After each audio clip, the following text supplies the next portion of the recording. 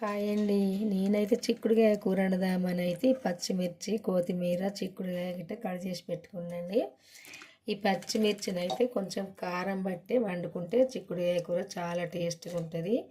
ఈ కూరగాయలు అయితే ఒక్కడికి 4 సార్లు శుభ్రంగా సాల్ట్ వేసి కడుక్కోవాలండి. ఎందుకంటే మందులు ఎక్కువ కొడతారు కాబట్టి ఈ మందులు కొట్టిన కూరగాయలు తినే వరకు మనకు లేనిపోని వ్యాధులు వస్తున్నాయి. అందుకే కూరగాయలు చాలా శుభ్రంగా వాటర్ ఎక్కువ పోసుకొని కడుక్కోవాలి.